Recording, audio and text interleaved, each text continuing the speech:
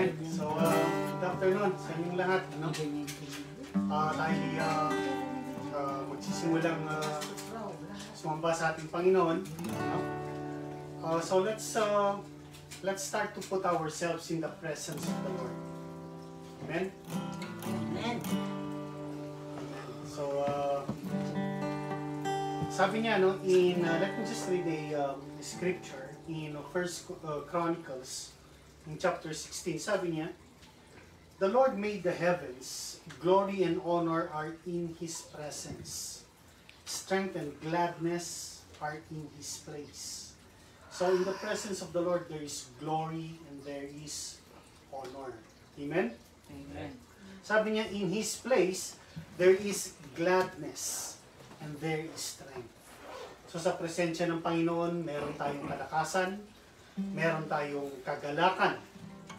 No? So, again, gamitin natin itong oras na to upang damhin ang presensya ng Panginoon, not by feelings, but by faith. When the Lord said, where 2 or 3 are gathered together in my name, I am there in the midst of them. We acknowledge that, we believe that, we receive it.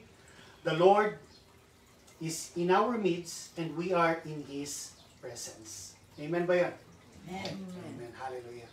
Let's worship the Lord.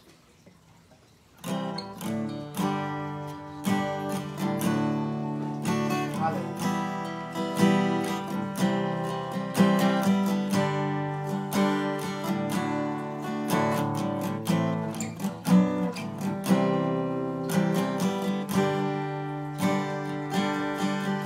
In your presence,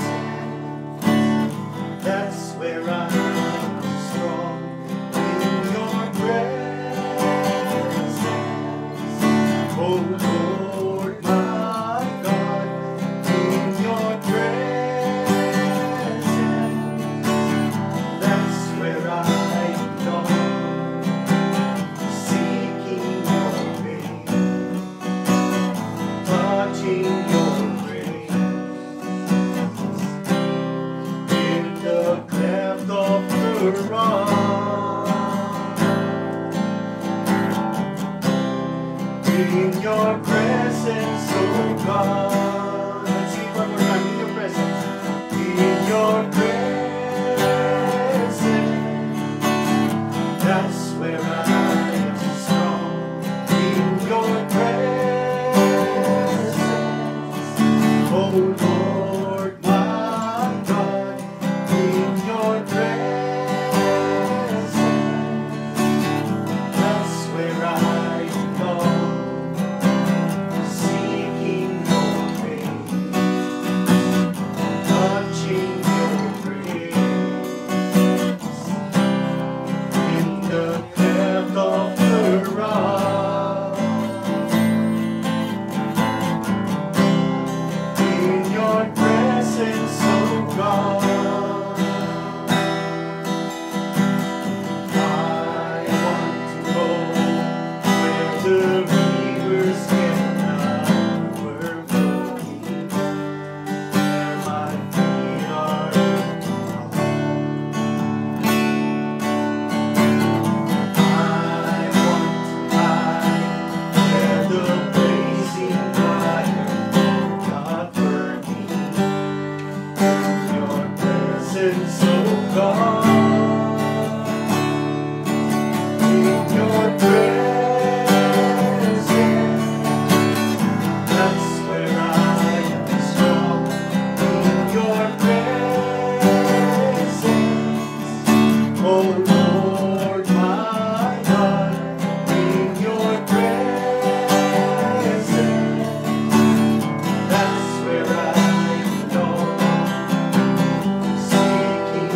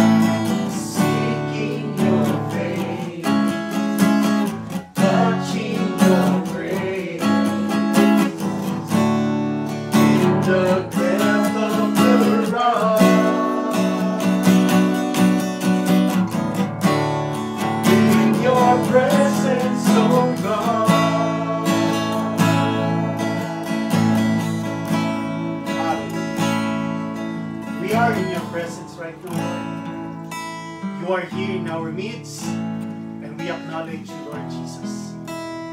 Thank you, Lord God. You are our Father. You are our good Father, our everlasting Father, and we worship you, Lord God. Thank you so much, O Lord. Thank you so much for giving us this time to honor you, to worship you, to give you thanks, to glorify your mighty name. Now, Lord, be exalted and be lifted up in our midst. Lord, do your thing, Lord. Do your miracles. Do the things that makes you happy, Lord, that you delight in, Lord. Delight in the songs, in the worship of your people, in the praises of your people, Lord. Be delighted. As we sing our songs, Lord, we want to serve you. We want to worship you. We want to thank you, Lord, for all of your goodness in our lives. Again, Lord, in your presence, Lord, we acknowledge there is strength, there is peace. There are all of your promises and miracles. For truly, Lord, when we are in your presence, Lord, we will see your face. We will see your goodness. We will see all of your promises come to pass, O Lord. So, Lord, again, be exalted as we worship. We give you all glory, honor, and praises. In Jesus' name, amen and amen. Let's continue to worship the Lord.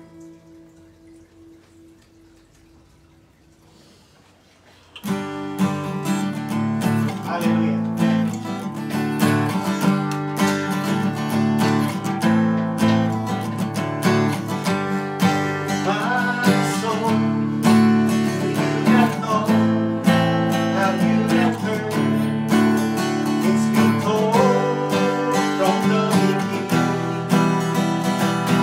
Lord, your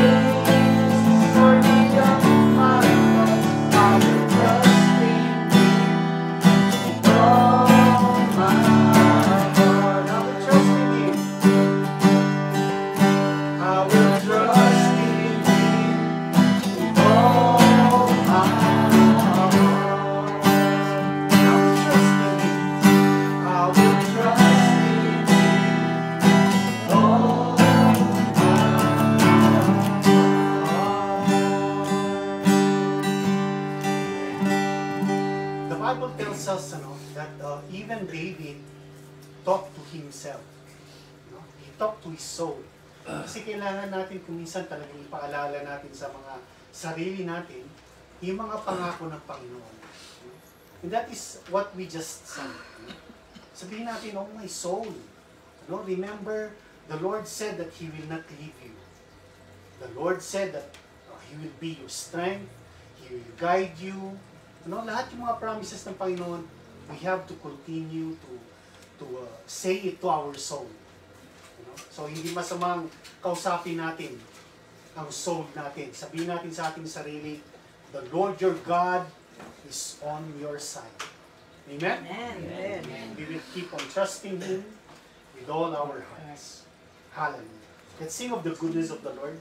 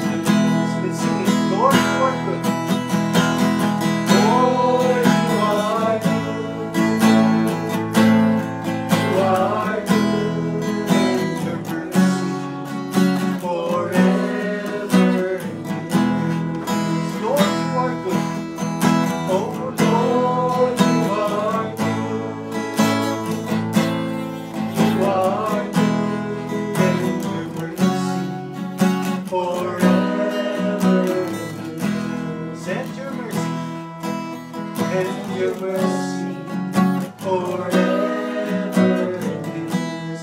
Lord, you are good. Oh Lord, you are good.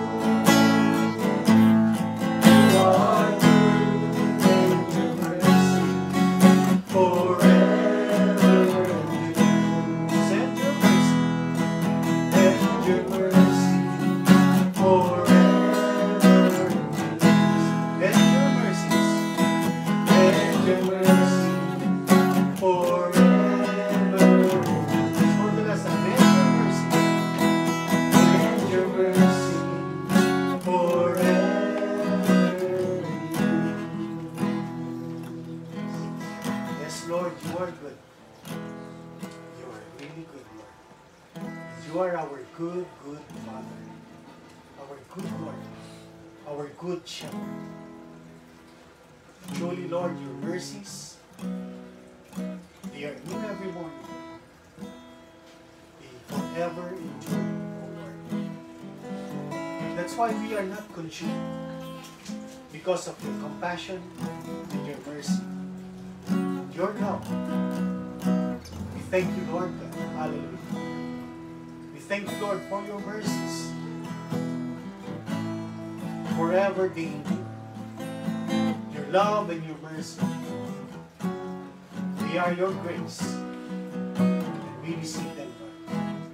We thank you, Lord, for the abundance of your grace. For the gift of righteousness. We thank you, Lord, for all of your goodness. For your finished work on the cross. For the good thing that you have begun in us. That you're continuing to fulfill until the day of the Lord Jesus Christ. These are all your goodness, Lord. Thank you, Lord. Thank you. Lord, may our songs of worship, our service today, Lord, give glory to your name. May the things that we are going to do, Lord, the things that we have done, the things that we're going to do, Lord, become a sweet aroma that goes up to your throne of grace. That you receive it. And that you are glorified. Maraming salamat. Again, Lord, this is all for you, Lord. This is all because of you. You are the reason for worship. You are the reason for living. You are the reason for everything. Glorify you, Lord. Lead each and every one of us truly serve you and worship you. In the true heart, the repentant heart. Receiving your grace and your love and your mercy. Be glorified, O God. We lift up everything to you, O God, our Father, in the matchless and precious name of our Lord Jesus Christ. Let everyone sing amen. Amen. And amen. Hallelujah. Halika. Join ka sa service. Praise God. Dito lang. Ayan. Okay. Ayan. Let's see Brother Long. Si Doctor. Anyway, again, sabi natin, our prayer is that our worship, everything that we do, should be acceptable unto God. Paano nagiging acceptable unto God yung mga ginagawa natin? When we do it all, from the heart to our Lord Jesus Christ. In the name of the Lord Jesus Christ. Sabi niya, whatever you do, in word or in deed, do it all in the name of the Lord Jesus Christ, giving glory to God and the Father by Him. Amen? Amen ba yan? Amen. Amen. Do not be caught up with a lot of things. Focus. When we are together, worship, focus natin si Jesus ang worship natin. Amen? Para maging katanggap-tanggap. Remember Cain and Abel. Nung nagbigay sila ng service nila sa Panginoon, hindi lahat, hindi yung lahat yung mga offerings nila were Not the offerings of Cain, were accepted. Yung kay Abel, oo. Bakit hindi accepted yung kay Cain? Because it was not done in faith. In Hebrews chapter 11, sabi niya, by faith, Abel was able to give a more acceptable offering unto God. So, ibig sabihin, if Abel did it by faith, Cain was not able to do it, kaya hindi in-accept ng Panginoon. Kaya nagsabi ng Panginoon sa kanya, if you will do good, you will be accepted. And that is what we're trying to do. When we gather together like this, by faith, we acknowledge, sinabi ng Panginoon, that He is there in the midst. Sabi ni Thomas, hanggat makita ko, hindi ako maniniwala. So, it is not by faith, yung kay Thomas, nung una. Pero nung nakita niya yung Panginoon na sabi niya, my Lord and my God. Doon pa lamang siya nagkaroon ng pananampalataya nung nakita niya. And ang sabi ng Panginoon, blessed are those who have not seen and yet believe. Amen? Amen. So, sapat na ba na tanggapin natin yung salita ng Panginoon na sinabi niyang, kung saan may 2 o 3 nagtipon sa pangalan ko, nandun ako sa kanilang kalagitnaan. Sapat na ba yun? Amen. Oo. No. Ha? Sapat. Sapat na yun, because that is faith. That is faith. When the Lord Jesus said, kung sinabi ng Panginoon, where 2 or 3 are gathered together in my name, I am there in the midst of them. Kahit hindi natin siya nakita, if the Lord said it, He is in the midst of He will do it. Amen? Amen. So, yun ang sinasabi ko. When we are gathered together, let's focus on the Lord Jesus Christ in everything that we do. Okay? So, are you ready for the Word of God? Amen. Nakita niyo naman yung mga nangyayari ngayon sa mundo. Nag-umpisa ng girahin ng Israel ang Iran. Ang tuloy-tuloy. Babatuhan na sila ng mga missiles nila. And marami nagtatanong, are these signs of the times? Yan din ang tanong ni Peter, James, and John, and Andrew, nung tinanong nila ang Panginoon, Lord, ano yung mga signs ng pagdating mo at nung signs nung end of time, end of the world? Ang isang sign na sinabi ng Panginoon, there will be wars and rumors of wars. But the end is not yet. Yun ang tinuloy ng Panginoon eh. Hindi pa. Maraming nagsasabi, ito na yung isang sign ng Ezekiel 38. Kasi, Iran is, ano yung lumang pangalan ng Iran? It's Persia.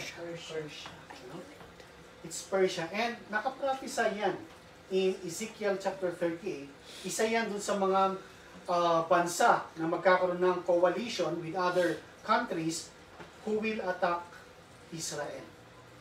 Kaya sabi ng Panginoon, tuon yung pansin nyo sa Israel. Just like the fig tree, sabi niya kapag madahon na yan, you know that summer is near. At sinasabi ko sa inyo, it's even at the door. Sabi ko sa inyo, kung dun sa time clock ng Panginoon, it's already 11:59. Dating na Panginoon, nandyan na yan. These are part of the prophecies. Hindi natin sinasabing, eto na yung pinaka-sign niya, but we are on the end times already. Dapat doon tayo nakafocus. Focus on the prophecies of the Lord. Almost 90% of the prophecies of the Lord were already fulfilled. Iilan-ilan na lamang yung mga ifulfill ng Panginoon na prophecies. Yan ang sabi niya, nandun na sa pintuan. Kaya nga, lagi kong sinasabi sa inyo, sabi niya in Romans chapter, saan ba yan? I believe Romans chapter 8, sabi niya, now is the time, to wake up. Ngayon na yung time na dapat magising tayo. Ano, bakit sinabi ni Paul yun? Because even in their times, ano, hindi sila nag-aantay ng mga signs ng pagdating ng Panginoon dahil wala tayong antay ng mga signs. Ano? Ang sabi ng Panginoon, I will come. And I will come for my church. I will come for you. The Lord will descend from heaven with the shout of an angel, the shout of an archangel, with the voice of the trumpet of God, sabi niya. Pag tumunog ba ang trompeta, nakakasiguro ba tayong gising tayo? Natutugon tayo dun sa tawag ng Panginoon. Ha? Kasi sabi niya, now is the time to wake up. Because our salvation is nearer than we first believed. Mas malapit na kung noon sinulat ni Paul ito, sa tingin nila malapit na yung pagdating ng Panginoon. How much more sa panahon natin ngayon? Ha? That was 2,000 years ago, nung sinulat yung mga bagay na yun. How much more sa panahon natin ngayon? When the Lord would descend from heaven, kasama ba tayo dun sa mga gising talaga? Ano? Sabi niya in Matthew chapter 25, the parable of the 10 virgins. All of them slumbered and slept. Lahat sila nakatulog eh. No? Hanggang sa merong narinig na yung sigaw. Pero yung 5, the 5 virgins were ready. No? Nakatulog man sila, but they were ready. The 5 were not. Kaya hindi sila nakapasok. Saan kayo doon? Saan tayo doon? Are we on those who are not ready, na natutulog, or are we on those who are ready, kahit tulog, basta tumunog yung trompeta, sasama-sasama sa Panginoon? Sa ready. Now is the time to wake up. Hindi na dapat tayo nagko-compromise. Naintindihan niyo ba ibig kong sabihin? We are not to be compromising. Now is the time to wake up. If you are truly born again, ang puso ninyo is to look for the coming of the Lord. Yan ang posisyon ng isang Kristiyano. Looking for that blessed hope and the glorious appearing of our great God and Savior, Jesus Christ, sabi niya. Doon ka dapat nakatingin. Pero kung nakatingin ka palagi, tulad ng mga nakaraang mensahe, saan nakatingin ang maraming tao? Bakit hindi sila nag-occupy? Bakit hindi sila nagtatrabaho para sa Panginoon? No? Bakit marami pa rin Kristiyano nagko-compromise? Tulog eh. Tulog. Kasi kung gising ang isang Kristiyano, magtatrabaho yan. Ang puso niya, hinahanap ang Panginoon. Ang puso niya is to purify himself. Sabi niya, everyone who has this hope in himself, everyone who has this hope in himself purifies himself. Sabi niya. A born-again Christian, a born-again, a believer, has his position in holiness. Holiness, purifying himself. Kasi ang sabi ng Panginoon in Hebrews, sabi niya, without holiness, no one can see the Lord. Importante ba ang holiness? Yes. Yes, it is. Amen? Although hindi ito yung mensahe na gusto kong ibigay sa inyo, I was just convicted to share this sa inyo because it is high time. Nagkakagera ang Israel at Iran. Nakikita nyo yung mga bagsakan ng mga bomba nila. Hindi ko naman sinasabing matakot tayo doon sa mga gerang yun. Ang sinasabi ko, maging ready tayo. Amen? Stop compromising to this world. Kung talagang Kristiyano ka, ang position ng isang Kristiyano is to be looking for that blessed hope and the glorious appearing of our great God and Savior. Ang hinahanap natin is the narrow gate, the straight gate, the narrow way. Doon tayo nagpupumilit na pumasok. Hindi doon sa malawak na daan. Yung malawak na daan, masarap doon. Marami kang kaibigan, marami kang tropa doon. Marami kang barkada doon. Pero hindi yun yung sinasabi ng Panginoon. Doon tayo sa straight gate. Do you remember the message last Sunday? Okay. So, gising pa ba kayo? Are you still listening to me? Are you still attentive? Amen ba? Amen. Amen. Mag-participate kayo. Kung talaga nakikinig kayo, you participate. You speak out. Speak up. Yan ang ugali ng mga Kristiyano noon. They speak. They speak what they believe. Sabi ni Paul, they believe and they spoke. We also believe and so we speak. Kailangan nagsasalita tayo. If it is a confirmation, yung sinabi ko, a confirmation of what the Lord had said, you say amen. You raise up your hands. Hindi ko nga masyadong sinasabi sa inyo, pumalakpak kayo eh. Kasi ang palakpak kadalasan para sa tao na ngayon yan. Mapalakpak tayo ng malakas kapag nananalo yung team natin sa basketball. Pag nananalo yung kampiyon natin sa boxing, malakas ang palakpak natin. But hindi yun ang sinasabi ng Panginoon. Lift up your hands unto Him. If you are agreeing, you say amen. You lift up your hands, you say praise the Lord, praise God. Help me to preach. Amen. Amen. Amen. Help me to preach the Word of God. Anyway, today is Father's Day, and Happy Father's Day sa mga tatay na nandito ngayon. Mga nakahabol sa greeting ko si Dr. Rilong. Happy Father's Day. Happy Father's Day sa inyo. The previous Father's Day, ang lagi kong tinuturo sa inyo is how to honor our fathers. Dapat pa i-honor ang mga fathers. Amen. Yung mga anak ko, dapat ba i-honor yung mga fathers? Amen. Oo. Ayaw magsalita. Galing sa ilong. Yung mga anak ni Marvin, wala dito. Dapat ba i-honor yung mga si Marvin, yung father nila? Amen. Amen. Amen din tayo dun. Fathers are to be honored kasi commandment ng Panginoon yun. Anong benefit nun? That it may be well with you. So, tulad na sabi ko, palagi kong sinasabi sa inyo na ang tinuturo ko tuwing Father's Day or Mother's Day is we honor our father and mother. We obey them. Pero ngayon, gusto kong tignan natin, hindi ko alam kung sino nakapanood sa inyo yung message ni Pastor Silver doon sa pinost ko doon sa Shalom Saints. So sabi niya, touching the heart of the Father. Paano ba ang pagiging anak natin bilang ama dun sa Diyos?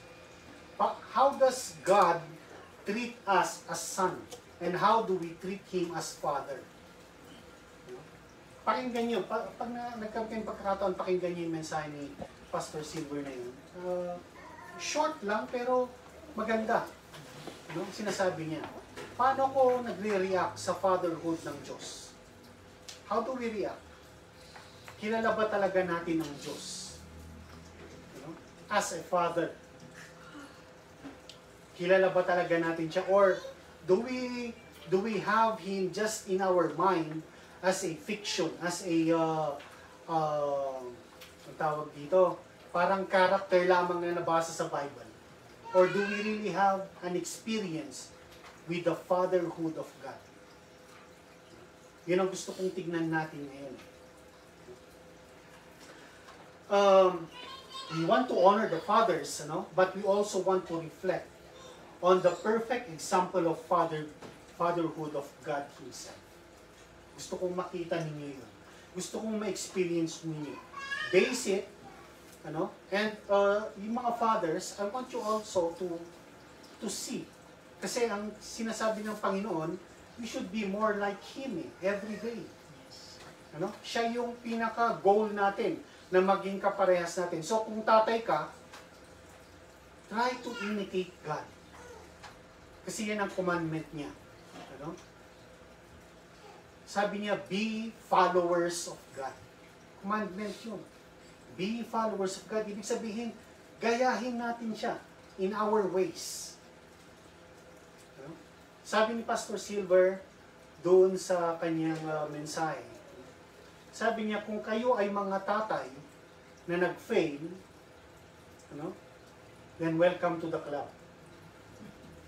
No? Kasi wala naman naging perfect. May nakita na ba kayong perfect na tatay? Except for God. No? Siya lamang yung perfect. Yung tatay namin noon, pag darating na yun ng lasing, ano, nasa daan pa lamang siya, pag pumito na yun, nagtatakbuhan na kami sa taas, kunwari tulog na kami. Hindi rin siya perfect. But He is a father. He became a father to us. At one of the reasons why, sabi ko sa inyo palagi noon, I want you to honor your fathers, not because they are your fathers, but because God made them your fathers. Your mother and father. Your parents. Hindi naman nila ginusto maging tatay at nanay ninyo eh. No? But God placed them there. Ano? Na kayo yung maging anak nila. So, when you honor your parents, you're honoring the one who placed them in that position. Naintindihan niyo yun? No? So, again, I want us to see what God has revealed about Himself as a compassionate, faithful, loving, and a joyful Father to all. Compassionate ba ang Diyos? Amen. Is He a faithful God? Amen. Is He a joyful God? Amen. So kung ang pagkakilala nyo sa Diyos, siya yung matanda na mahaba ang balbas at nakaganyan, at tinitignan niya yung mga kasalanan ninyo, hindi nyo kilala ang Diyos. Naintindihan niyo yun? Because God is a loving, compassionate, faithful, and a joyful God. Tumatawa nga siya sabi sa Bible Nabasa niyo na ba yun? Tumawa ang Diyos. Tumatawa ang Diyos. No? Tinatawanan niya yung mga fool, sabi niya. I want us to read 2 verses sa una. I want you to go to Psalms 103. Psalms 103 in verse 13. Psalms 103 in verse 13. Sabi niya, as a father has compassion on his children, so the Lord has compassion on those who fear Him. Kung mahabagin ang mga tatay sa kanilang mga anak, lalong-lalo na ang ating Panginoon, mahabagin siya, mahabagain. Mahabagin. Mahabagin siya sa mga may takot sa Kanya. Again, tatanungin ko, may takot ba tayo sa Diyos? Amen. Then the compassion of the Lord is upon every one of us. Amen? Sabi niya, the Lord has compassion on those who fear Him. I want you to go to Zephaniah. Zephaniah. Yan yung mga librong hindi nabubuksan. Hindi ko alam kung nabasa nyo na ang Zephaniah. Ha? Hindi pa umaabot. Zephaniah chapter 3 in verse 17. Zephaniah 3:17, sabi niya, the Lord your God is with you, the mighty warrior who saves. He will take great delight in you. In His love, He will no longer rebuke you, but will rejoice over you with singing. Try to imagine that verse. The God of the universe rejoices over you with singing. Mahilig din palang kumanta ang Diyos. Kumakanta rin pala ang Diyos. And He rejoices over those who fear Him. Ano? With singing. He rejoices over you with singing, sabi niya. He will take great delight. Matutuwa siya, tuwang-tuwa siya. Ano? He takes great delight on all of us. Try to meditate on those words because that is the character of God. Kung gusto nyo malaman, may magtatanong sa inyo, gusto ba ng Diyos yung mga kinakanta natin? Gusto ba ng Diyos na nakikinig ng mga praise and worship songs? Anong sagot doon? Yes.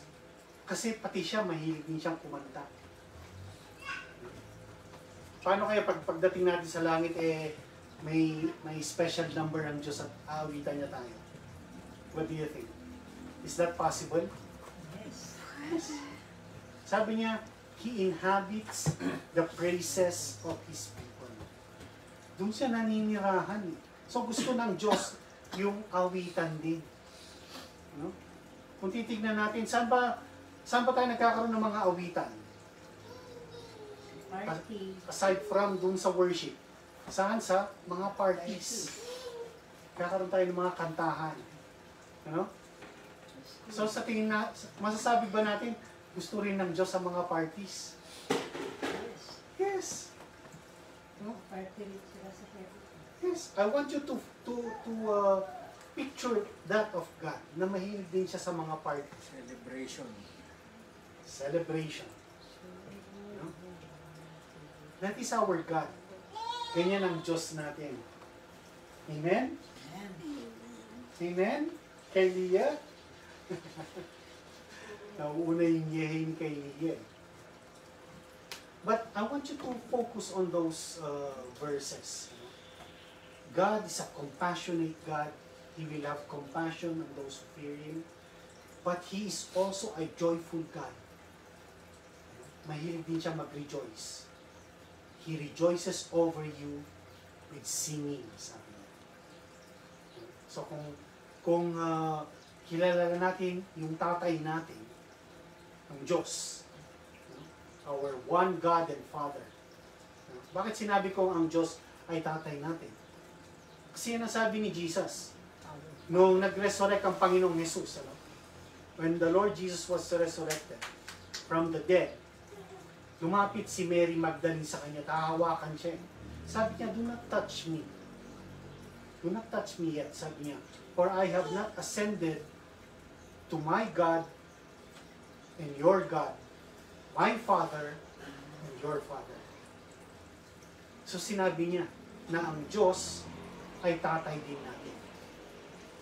Have you read that verse already? Ha? Ganun ang Diyos natin. Ganun ang tatay natin. He is a loving, compassionate, faithful, and joyful God. Masayahin siya. Ano? Hindi siya yung Diyos na pinipicture ng marami na galit na nagbabantay lamang kung ano yung pagkakamali mo. At pag nagkamali ka, tuturo ka niya. Nagkamali ka, paparusahan kita. And a lot of people believe that. Kapag may masamang nangyari sa araw nila, sasabihin nila, galit ang Diyos. Hindi, masayahin ng Diyos. At yan ang gusto kong makita rin natin. Ano? Aside from dun sa pinakita ni Pastor Silver dun sa mensahe niya. Ano? Gusto kong panoorin niyo yun. Gusto kong pakinggan niyo yun. How he portrayed the God, ano? the Father God sa kanyang mga anak. Lahat tayo maraming pagkakamali. Ako marami akong pagkakamali sa mga anak ko. But then, sabi ni Pastor Silver, this is our journey of becoming a father like God. Dapat hinahanap din natin yun. Tinitignan din natin. Paano pa tayo magiging katulad ng Diyos? Kapag may nagawa tayo, how does God treat us as His child? Kasi in the same manner, we can do that to our children. Hindi lang sa fathers ito, pati sa mga mothers. When you see the character of God, you can imitate that. pwede nyo rin gayahin. Amen? Amen. So, amen. Gusto kong basahin natin. Kasi in Luke chapter 15, mayroong tatlong parable doon. The whole chapter 15. Go to Luke chapter 15. The whole chapter 15, mayroong tatlong parable doon na nagpapakita ng character ng ating Diyos. And I want us to read that those parables. In Luke chapter 15, this is a reflection of the heart of God. Start natin sa verse 1. Luke 15 verse 1. The first parable is the parable of the lost sheep. Sabi niya, now the tax collectors and sinners were all drawing near to hear him. Sino yung mga gustong lumapit sa Panginoon? Tax collectors or sinners. Yung mga makasalanan malapit. And the Pharisees and the scribes grumbled, saying, this man receives sinners and eats with them. Galit yung mga Pharisees na lumalapit yung mga tax collectors kasi at that time talagang ang tingin nila dito sa mga ito makasalanan talaga eh. Kasi yan yung mga Jew na nangongolekta ng mga tax doon sa mga kapwa nila Jew at pinapahirapan nila yung mga tao. Kumisan dinadaya pa nila. So sabi niya, the Pharisees and the scribes grumbled, saying, this man receives sinners and eats with them. So Jesus told them this parable. What's the parable? Sabi niya, what man of you, having 100 sheep, if he has lost one of them, does not leave the 99 in the open country and go after the one that is lost until he finds it? And when he has found it, he lays it on his shoulders. Ano sumunod? Rejoicing. Rejoicing. He lays it on his shoulders, rejoicing. And when he comes home, he calls together his friends and neighbors, saying to them, rejoice with me, for I have found my sheep that was lost. Verse 7. Just so I tell you, there will be more joy in heaven over one sinner who repents than over 99 righteous persons who need no repentance. Ano yung nakita nating character ng Diyos dyan? Iiwan niya yung 99 na hindi nangangailangan ng repentance, sabi niya. Hahanapin niya yung nawawala hanggang sa makita niya. Hindi siya tumigil sa paghahanap lang eh. Sabi niya dyan, he looks for the one that is lost until he finds it. And when he finds it, sabi niya, he puts it on his shoulder. Ano ibig sabihin nun? Ilalagay ka niya sa kanyang balikat. You are protected na eh. Kapag nahanap ka ng Panginoon, kasi maraming nagsasabi, nahanap ko ng Panginoon. Actually, hindi eh. Nahanap tayo ng Panginoon. Nahanap ka ng Panginoon. At yung sinasabi ko, pag nahanap ka ng Panginoon, iingatan ka niya. Lalagay ka niya sa kanyang balikat. At habang doon ka sa kanyang balikat, anong ginagawa niya? Siya ay nagsasaya. He is rejoicing. He will put you on his shoulders rejoicing. Nagagalak siya. Kaya nga, merong kagalakan sa kalangitan sa isang taong nagsisi. Sa isang taong nagrepent. Sabi niya, more than or over 99 righteous persons who need no repentance. So, ganun pala ang puso ng Panginoon. Kapag lumapit tayo sa Kanya at nag-repent, nagagalak siya. The Lord is rejoicing when we come to Him in repentance. Kaya wag tayong mapapagod na nagre-repent. Because God is always receiving those who come to Him. Sabi niya, lahat ng lalapit sa Kanya, all who comes to Him, He will in no wise cast them out. Wala siyang itataboy. Lahat ng lalapit sa Kanya. If you confess your sins, He is faithful and just to forgive you and to cleanse you from all unrighteousness. Yan ang puso ng ating Diyos. Amen?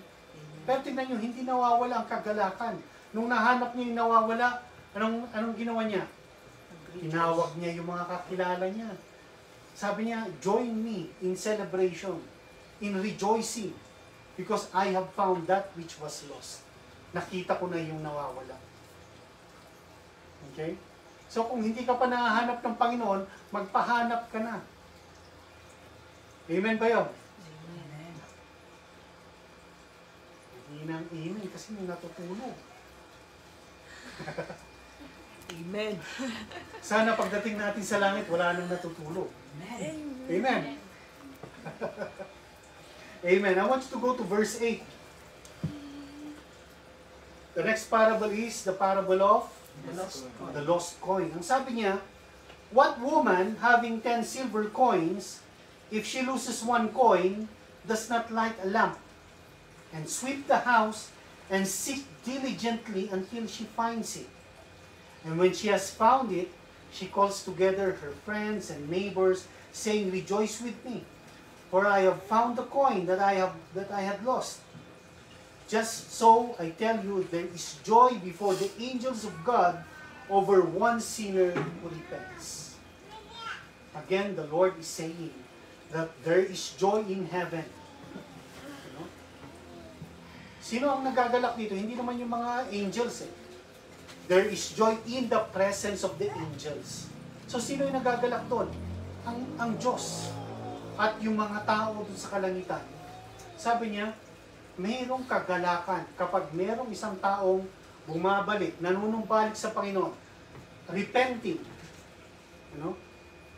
nagre-repent. Isang kaluluwa lamang ang lumapit at mag-repent. Sabi niya, nagagalak ang sangkalangitan. Dapat din ba tayong maggalak? Amen. Ha? Yes, because we are citizens of heaven.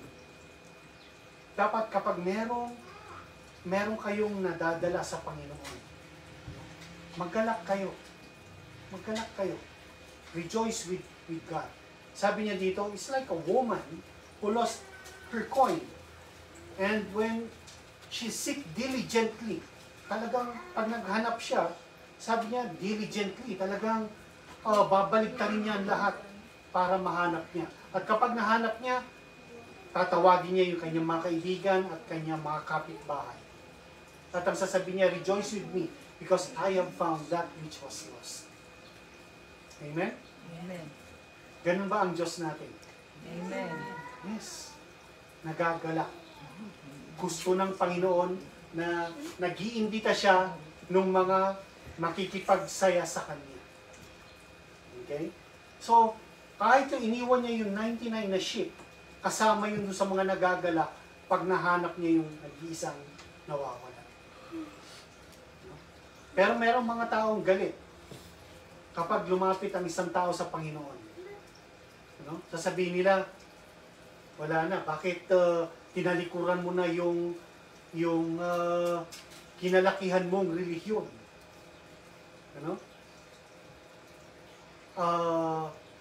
Kapag binasag mo yung mga santo-santo na hindi naman Diyos, sasabihin nila, demonyo ka. Demonyo ka na kasi yan ang kinalakihan mo eh. Gusto ko lang sabihin sa inyo ito, kahit na pa daan-daang taon yung paniniwalang yun, kung mali, mali talaga. Amen? Amen. Kung mali talaga, mali. Pero kahit na bagong-bago mong nakita ang isang katuruan ng Diyos. Bagong-bago mong naintindihan ang isang katuruan ng Diyos. Kung ito ay totoo, kung ito ay tunay, hindi maaaring magkaroon ng pagkakamali. Magiging tunay at tunay yun. Yan ang doktrina ng Diyos. Yan ang salita ng Diyos. Amen? So again, I want you to look at that. God wants to be cheerful with a lot of people. Gusto niya, marami rin siyang kasamang nagsasaya. Hindi lamang siya. Gusto niya kasama niya yung mga nahanap niya ng magsasaya dun sa mga nahanap pa, yung mga nawawalang nahanap niya. Amen. Now let's go to verse 11. Actually, kapag naghanap kayo ng mga preaching about the love of God or the heart of God, etong parable na to ang unang-unang lalabas, the parable of The lost son. the lost son. Ano? Yung ibang translation, anong parable, ang anong parable? Prodigal. The parable of the prodigal son. Pero ano bang ibig sabihin ng prodigal? Masaway. Layas. Sige, tingnan natin kung ano ibig sabihin niya namin. Verse 11. And he said, there was a man who had 2 sons. And the younger of them said to his father, Father, give me the share of property that is coming to me. And he divided his property between them. Tuloy ko lang yung sandali doon. Etong parable na to, hindi lang basta ginawa ng Panginoon na kwento ito. Sabi niya, there was a man who had 2 sons. Totoong tao ito. Ano? Ipinapakita ng Panginoon as an example. Na meron siyang 2 anak. Na ang sabi nung nakababata, sabi niya sa kanyang tatay, Father, give me the share of property that is coming to me. Actually, kung titingnan natin, talagang kawalang hiyaan yung gagawin ng batang ito. Buhay pa yung tatay niya. Buhay pa yung tatay niya, kinukuha niya na yung mana niya. And normally, ang mana ay binibigay kapag namatay na. Yung magpapamana. Kinukuha. Ano? Eto, kinukuha na eh. At saka pangalawa dyan, he is the younger. In these times, the elder always has a double portion. Yes. Siya ang mauunang bibigyan palagi. Pero dito makikita natin talagang itong batang ito, alapastangan sa kanyang tatay. Tuso. No? Pero anong ginawa ng tatay? Binigay. Walang reklamo eh. Sabi niya, and he divided his property between them. No? Verse 13, not many days later, so ibig sabihin, nanatili pa siya doon ng matagal. No? Try to imagine this. Ang kinukuha nung namana nung mas batang ay yung share niya dun sa property. Paano hinati yung property? So, ibig sabihin, binenta niya. Kaya not many days later, ibig sabihin, nanatili pa siya dun eh. Hindi niya na pwede makuha yung property ng babaunin niya na lamang. So, malamang dito, ibinenta niya para maging pera. Convert niya ng cash. At para mabenta ng mabilis ang isang property, anong gagawin mo? Benta mo ng mura. No? Papalugi mo para mabilis mabenta. Not many days later, the younger son gathered all he had and took a journey into a far country. And there he squandered his property in reckless living. And when he had spent everything, a severe famine arose in that country, and he began to be in need. So he went and hired himself out to one of the citizens of that country, who sent him into his fields to feed pigs. And he was longing to be fed with the pods that the pigs ate, and no one gave him anything. So ibig sabihin dito, nung naubos na lahat yung mga, nawaldas niya na lahat yung kayamanan niya, sabi niya, nagpa-hire siya eh. Doon sa may mga baboy. So sabi sa kanya, pumunta ka doon sa baboyan. Pero dinaya lang siya, walang nagbigay sa kanya, hindi siya sinasahuran. Hindi siya pinapakain. No one gave to him. And sabi niya dyan, but when verse 17, When he came to himself, he said, "How many of my father's hired servants have more than enough bread, but I perish here with hunger?" Verse 18, "I will arise and go to my father, and I will say to him, Father, I have sinned against heaven and before you. I am no longer worthy to be called your son. Treat me as one of your hired servants." And he arose and came to his father, but while he was still a long way off, his father saw him and felt compassion and ran and embraced and kissed him. Dito pa lamang tignan nyo na, no? Yung father dito portrays the character of God.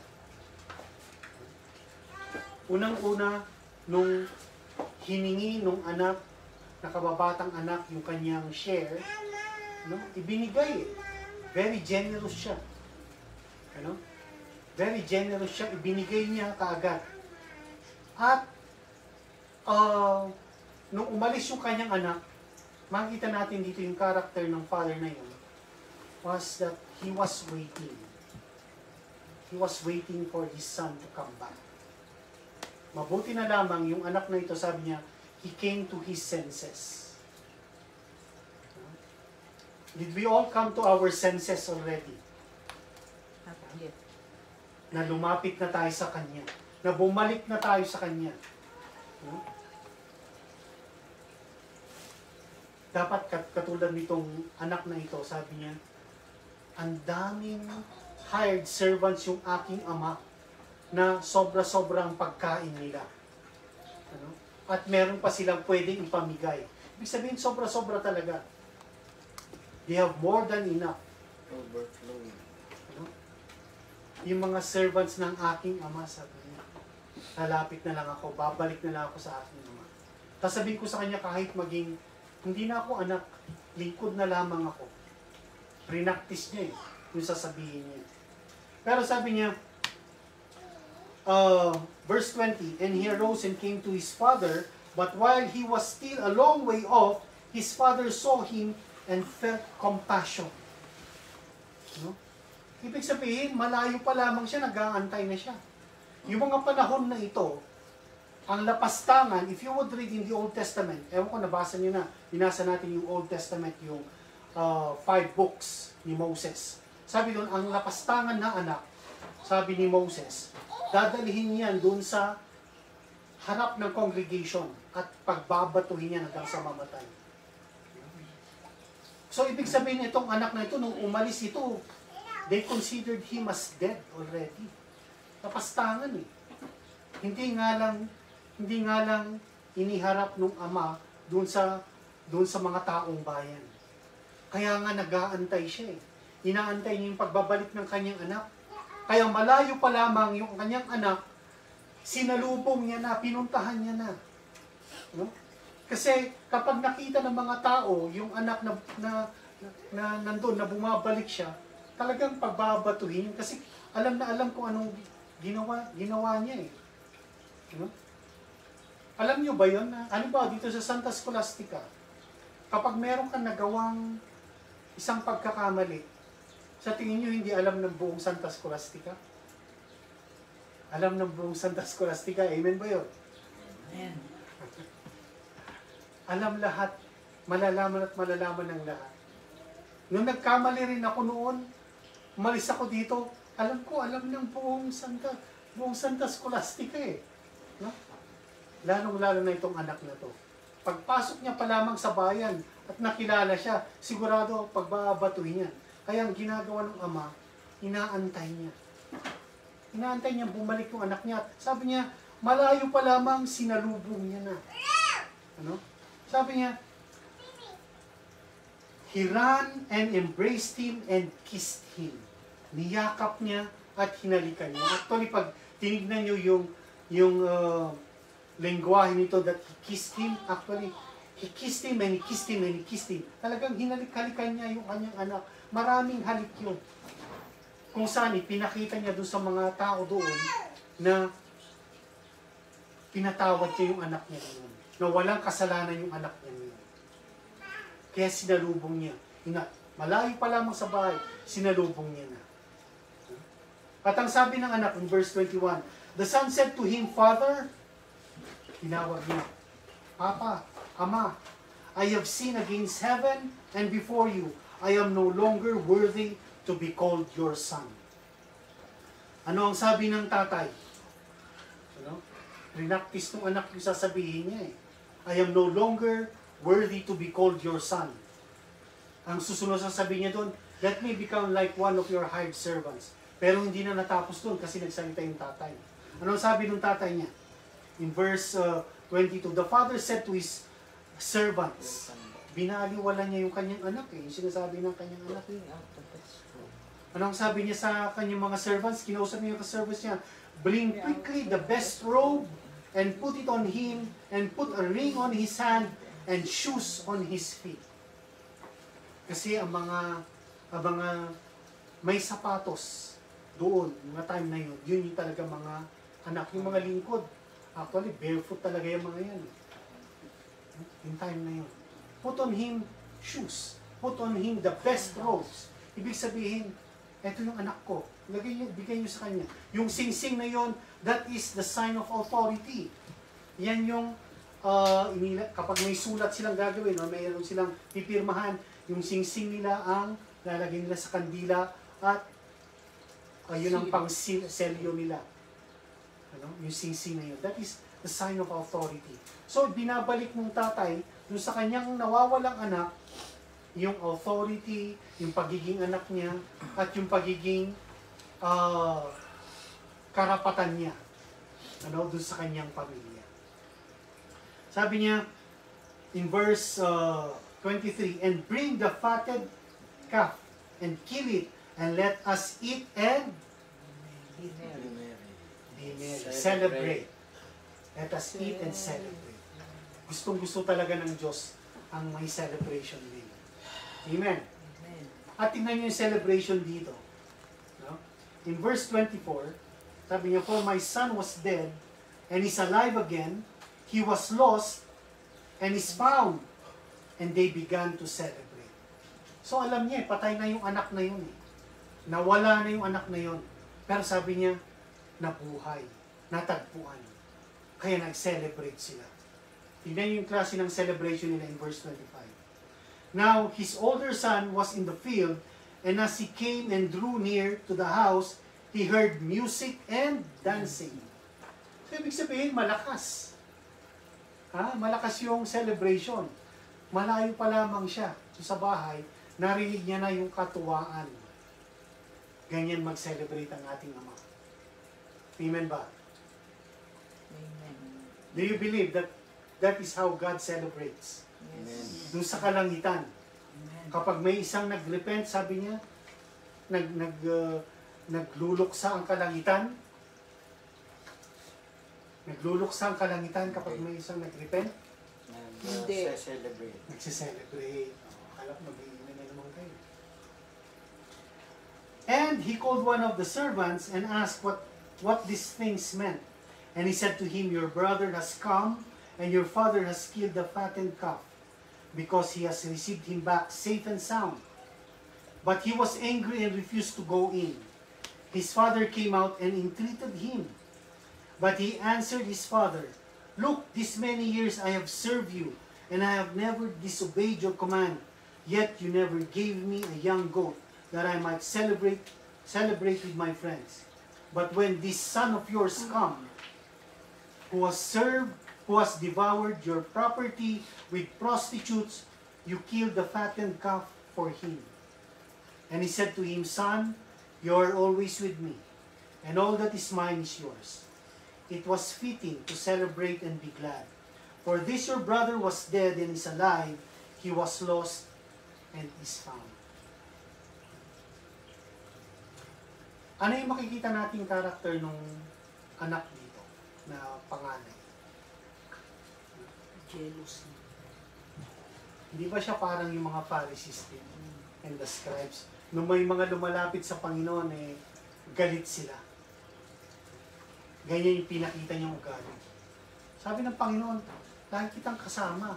Lahat ng akin ay pag-aari mo. No? Kung gugustuhin mo, pwede ka naman pero anong sinusumbat niya? Ako nga, sinusunod ko lahat ng gusto mo. No? That is religion. When we say, Lord, ginawa ko ito, ginawa ko to, dapat ganito ang gawin mo. When we believe that we are blessed because of what we are doing, that is religion. That is work. Kasi yung grace ng Panginoon, yun yung grace na ibinigay niya dun sa nakababatang anak. Yung nakababatang anak, may respeto pa eh. Ang tawag niya, Father. Pero itong anak na itong panganay, sa sobrang galit niya, hindi man lang matawag na Father yung kanyang tatay eh. Look, sabi niya, tingnan mo, yung anak mong yan, minaldas lahat yung kayamanan mo, tapos pagbalik niya, magse-celebrate ka. Hindi man lang matawag na father yung kanyang ama. Galit na galit siya. Pero anong sabi ng kanyang tatay? It is fitting. Sa Tagalog sabi niya, dapat lang. Dapat lang na maggalak tayo, na magsaya tayo, na mag-celebrate tayo. Ganyan ang Diyos. Dapat lang na magsaya, sabi niya, kapag merong nanunumbalik sa Kanya. Dapat lang. Tayo ba, kapag yung isang kagalit natin, biglang nakakilala sa Panginoon, magagalak ba tayo? O ipag-pray natin na sana malaglag ka ulit, mamatay ka na. Sabi ng Panginoon, dapat lang na mag-celebrate tayo at maggalak tayo. Dahil ito'y nawala, natagpuan. Siya ay patay na, pero siya ay nabuhay muli. Dapat lang. Dapat nga lang ba? Dapat ba tayo magsaya? Amen. Kasama ang Panginoon. Amen. Yes. Kung titignan natin dito, walang walang ending. Itong parable of the prodigal son. Yung prodigal, ang ibig sabihin kasi ng prodigal son, or prodigal, yung word na yun, ibig sabihin generous, extravagant, and wasteful. Makasarili. Hindi actually makasarili. Actually, in a positive sense, na merong negative. Kasi sabi niya, generous siya, extravagant and generous, and wasteful. Yung nakababatang anak, ganun nga ba siya? Ha? Minaldas. Extravagant siya, no? Generous siya, hanggang sa maubos, winaldas niya. Mayabang siya. Pero, saan siya nagmana? Sa tatay. Sa tatay eh.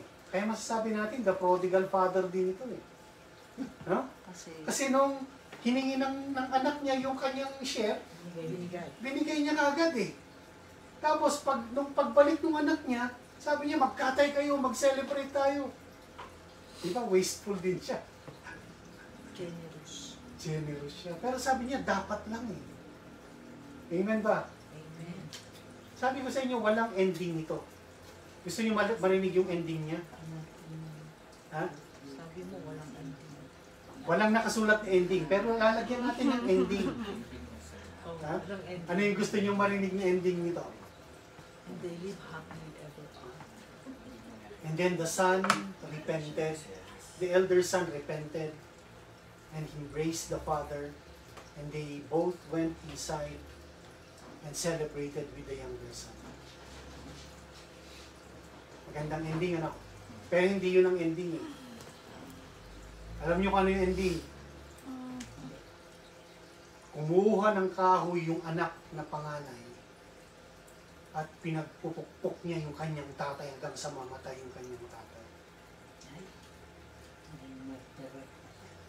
Is that the ending? Di ba yung anak parang siya yung mga Pharisee or the scribes?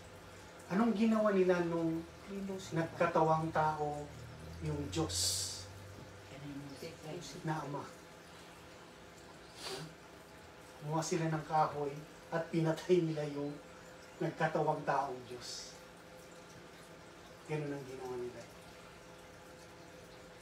Pero hindi tayo doon magdedwell. Alam? Nilagay ko lang yun. Bilang example ng ugali ng mga Pharisees at ugali ng elder son. Sana hindi tayo matulad doon sa elder son. Matulad tayo doon sa younger son. Naging prodigal nga siya. But then, he came to himself. He came to his senses and repented. And God said, the whole heaven is rejoicing when one soul Hindi repents naman siguro. and comes back to Him. Strategy ko. Amen? Dapat maging ganun ang ugali natin.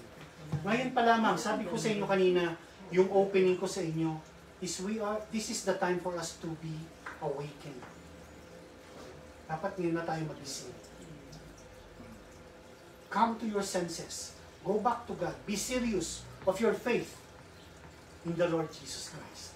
Kung kayo'y mga tatay, gayahin niyo itong kagustuhan ng Ama. Gustong-gusto ng Ama, ng Diyos Ama, gustong-gusto ng Panginoong Jesus na makita niya yung nawawala, mahanap niya yung nawawala, at nagkakaroon ng kasiyahan sa sangkalangitan sa isang kaluluwang nanumbalik, nagrepent, bumalik sa Panginoon. Amen ba yun? Amen. May nakuha ba kayo doon? Amen. Gusto kong tingnan natin ano ba yung characteristics ng Ama dito? Masayahin siya. He rejoices over us with singing. Amen? Nag-aantay siya. He patiently waits. Sabi ko, gusto kong gayahin natin ito eh. Yung mga anak ba natin, nagre-rejoice lamang tayo sa kanila kapag meron silang accomplishment? Kapag may natapos sila na accomplishment na maganda, mula mo tayo, ba tayo nagre-rejoice sa kanila? We have to be rejoicing, sa ating mga anak palagi. Kahit gumawa ng kalokohan, Kahit gumawa ng kalokohan, mag-rejoice ka pa rin. ano yung karakter ng Panginoon kapag gumagawa ka ng kalokohan? Mag-celebrate. Hindi. Kaya nga sabi ko sa inyo kanina, Mali ka ngayon. tignan nyo. Paano ang ginagawa ng Diyos sa atin kapag meron tayong pagkakamali? Second chance. He chastens. Kahantay siya, di ba? He patiently waits for us to come back, to come to our senses. At kapag we come back to our senses and repent, anong ginagawa niya? Nagsasaya siya. He rejoices. Ang isang karakter ng Diyos, sabi niya, in Hebrews chapter 13, hindi ko maalala yung verse niya doon, pero in Hebrews chapter 13, sabi niya, He chastens those whom He loves. He corrects them. Yung mga mahal niya, kino-correct niya, sabi niya. Yung chasten doon, hindi palo eh. Hindi rebuke. Teaching. He teaches them. There was a time, nung maliliit ang mga anak ko, ako ay isang tatay na mahilig maninturon. Alam ng mga anak, kahit mga anak ko mga babae, alam nila may mga latay yung mga yan kapag pinalo ko sila. Pag nagkamali sila. Ganun ako magturo noon. Pero, dumating yung time na they become mature. Kailangan ko pa ba silang latayan? Kailangan ko pa ba silang paluin ng sinturon? Mga dalaga na sila. May sarili na silang pag-iisip. When we treat them like still like little children, nawawala yung identity nila. Nawawala yung identity nila. Kapag mayroon tayong pagkakamali, sa tingin nyo, sisigawan tayo ng Diyos kaagad. Actually, if you have been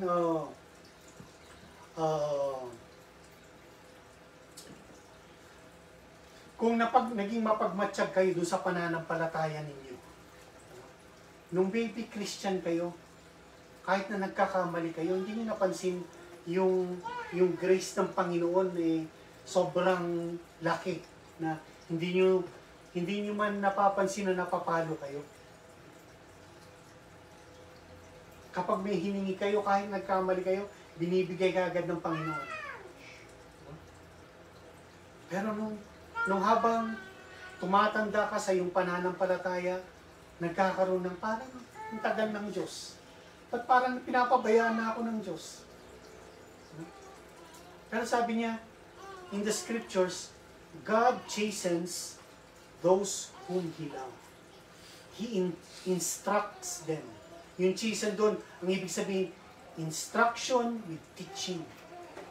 Ni-instruct niya, tinuturuan niya. Hindi mo na kailangang sampalin, hindi mo na kailangang latiguhin, hindi mo na kailangang sigawan. No? Pagsabihan mo na. Ganun ang ating Diyos sa atin. How does God treat us? When we are happy, He rejoices with us. How does God treat us? When we have done wrong, He instructs us, He teaches us. How does God treat us when we repent? He calls His friends Celebrate. and celebrate. Amen ba yun? Amen. Maging ganun tayo sa ating mga anak. No? Ngayon ay Father's Day. Sana patuloy nating gabayan yung mga anak natin. Gabayan sila na mapunta sila sa Panginoon. Kasi sino magdadala sa kanila sa Panginoon? Hindi ba tayo rin? Then gamitin natin yung buong impluensya natin bilang mga ama. Because being a father is a God-given task. Being a father, ulitin ko yun, is a God-given task. Hindi ka ginawa ng Diyos na isang ama na wala kang gagawin. Ano yung gagawin mo? Dalhin mo ang iyong pamilya sa Panginoon. Can I have an amen there? Amen. Amen. Totoo ba yun? Dapat ba? Kasi kung pababayaan mo, makita mo yung anak mong nalalaglag at ahayaan mo siya, at sasabihin mo, bahala kayo ng desisyon mo. Hindi mo ginagawin tungkulin mo bilang isang ama. Sabi ni Joshua, you choose you this day whom you will serve. But as for me and my house, we will serve the Lord. Tayo ang magdadala sa kanila sa Panginoon. Tayo ang mananalangin para sa kanila sa Panginoon. Tayo ang mag-iiwan ng isang magandang legacy doon sa mga sumusunod na henerasyon. Tayong mga ama. Lalong-lalo na't nakakilala ka sa Panginoon, ang laki ng responsibilidad natin. Pagharap natin sa Panginoon, Lord, yung binigay mong responsibility sa akin, tignan mo, nadala ko. Binigyan mo ako ng 10 talents, nakakuha pa ako ng 10 ng 10. Yung binigay mong 5, nakakuha ako ng 5. Pero ang sabi niya, kapag ibinaon mo yung binigay ko sa yung responsibility, kukunin ko at ibibigay ko pa dun sa merong 10. Sa parable of the talents. That is our responsibility.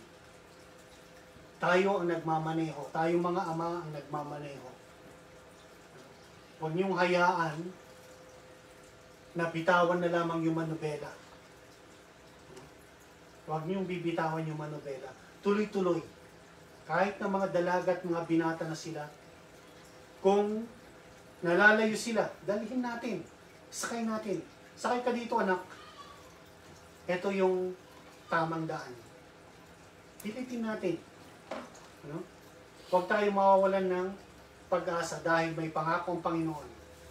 Kaya lagi ko sinasabi sa inyo, ang pinakamagandang may papamana nyo sa inyong mga anak ay yung commitment ninyo sa Panginoon. Because the generation of the upright shall be blessed. Yan ang pangako ng Panginoon. Psalms 112. Sabi niya, the generation of the upright shall be blessed. The Lord shows mercy unto thousands of generations to those who love Him and serve according to His purpose. Amen ba yan? Amen.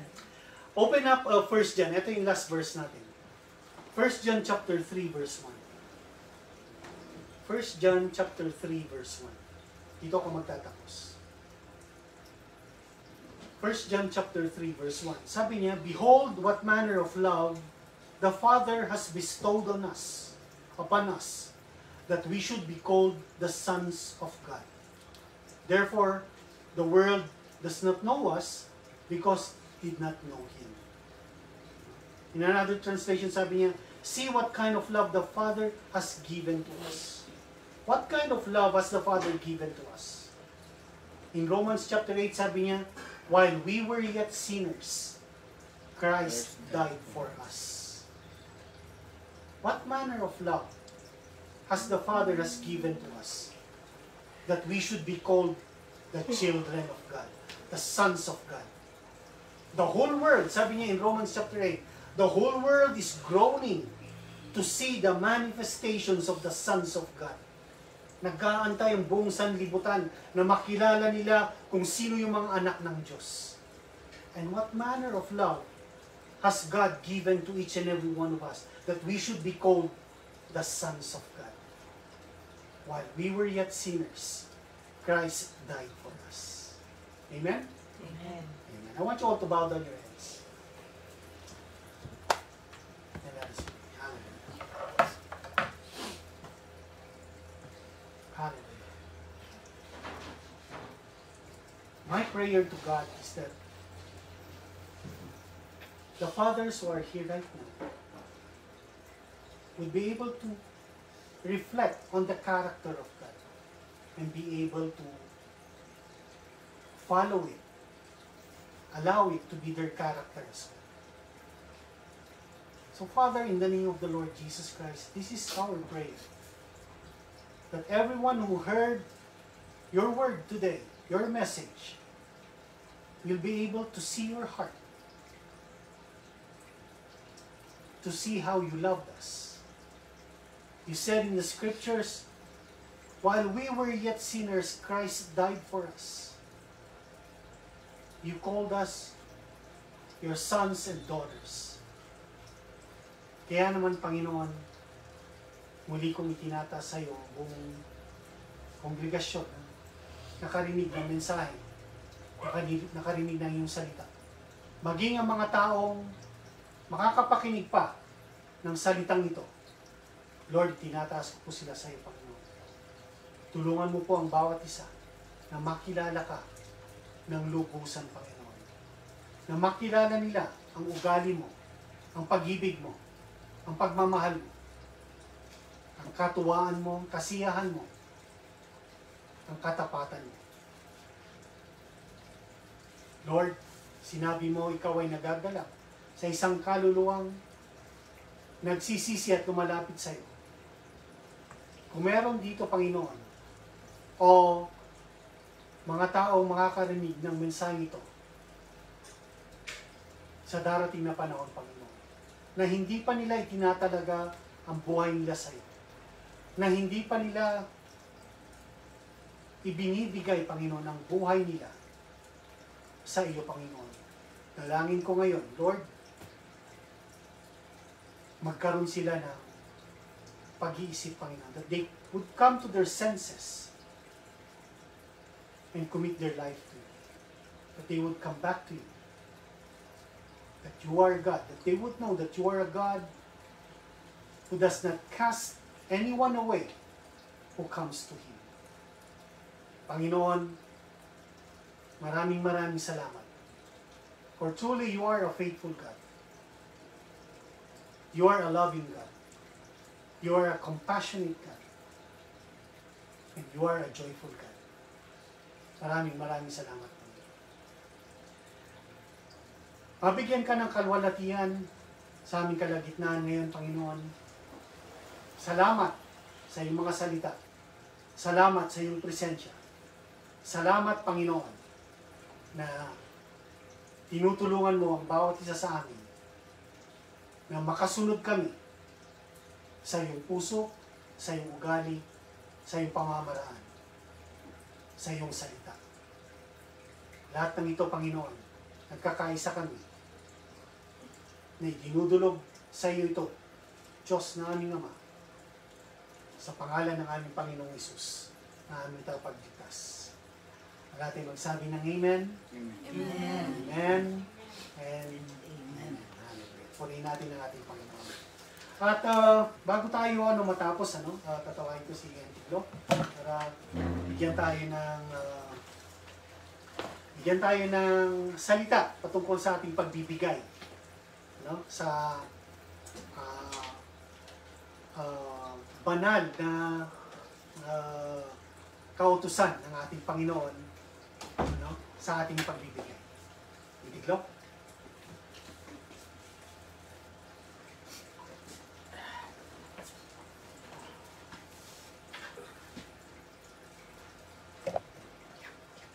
Yan. Purihin ang Panginoon sa kanyang salita na ating napakinggan sa araw na ito. And Happy Father's Day nga pala sa lahat ng tatay, mga papa, mga daddies, mga tatang, amang, Amen. lahat. Happy Father's Day. Amen. So, itong giving natin ay sa Luke 6, chapter 38. Ay, Luke chapter 6, verse 38. Give. Sabi dito, for it is in giving that we receive. When we give and expect a return, that's an investment. Diba? Kasi naghihintay tayo ng kapalit. When we give and don't expect anything back, that's love. So, ang pagbibigay natin dapat ay hindi investment. Dapat it is through love. So today, let's remember with a special prayer all the people who gave us a part of their life by sharing their generosity. Diba, number one na generous dito ang ating Panginoon. Siya talaga ang nagturo sa atin na maging generous. So may God continue to fill all our hearts with much love, of our souls, and with peace.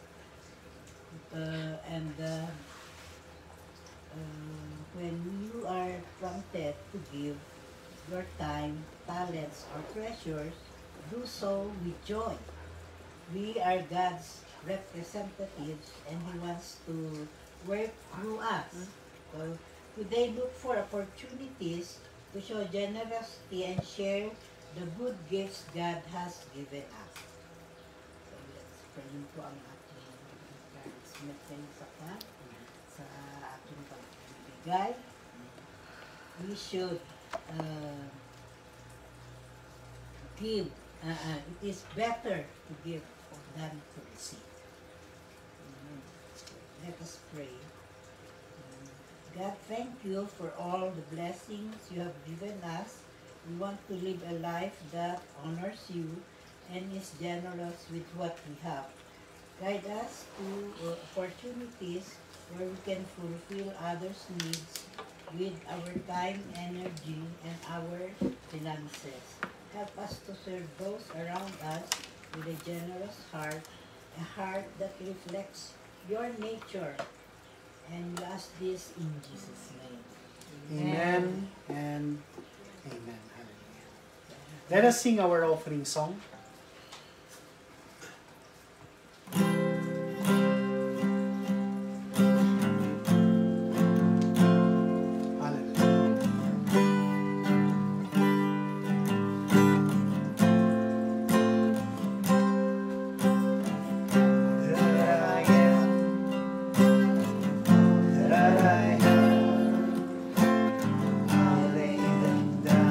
Before you, oh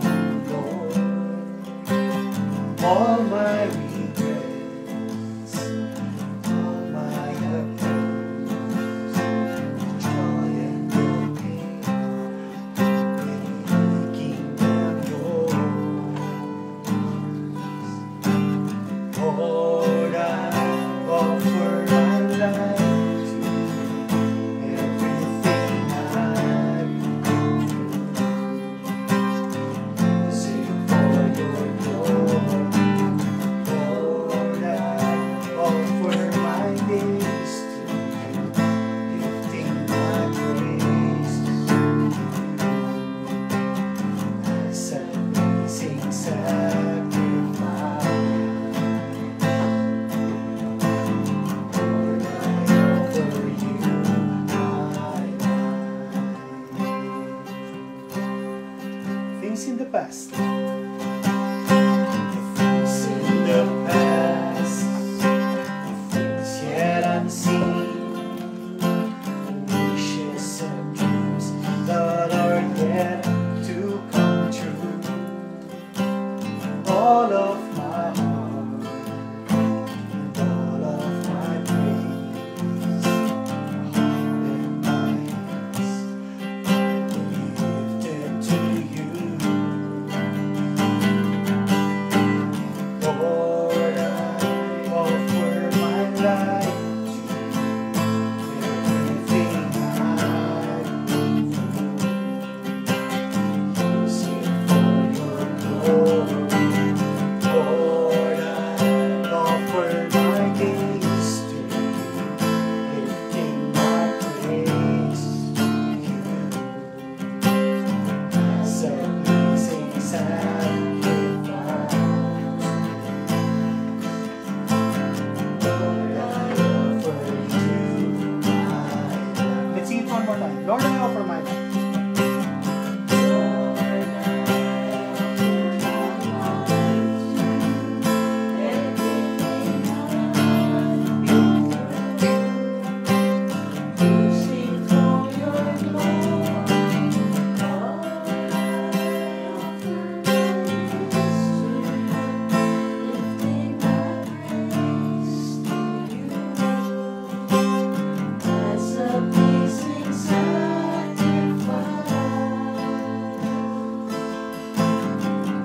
I offer you my life. Lord, I offer you my life. For the last time. Lord, I offer you my life. Lord, I offer you my life. I want you all to stand up. Tayo tayong lahat. And let me give you the priestly blessing. Lift up your hands unto the Lord. Hallelujah. May the Lord bless you and keep you. The Lord make his face to shine upon you and be gracious unto you. The Lord lift up his countenance upon you and give you the perfect peace, the shalom, perfect peace that comes from the Lord only and that surpasses all understanding. May you continue to receive all the blessings of Father Abraham, the blessings that are written in Deuteronomy chapter 20. And again, may you be like the Father. In Jesus' name, amen. Amen. And amen. Hallelujah. Pagin natin ang ating Panginoon. And good afternoon.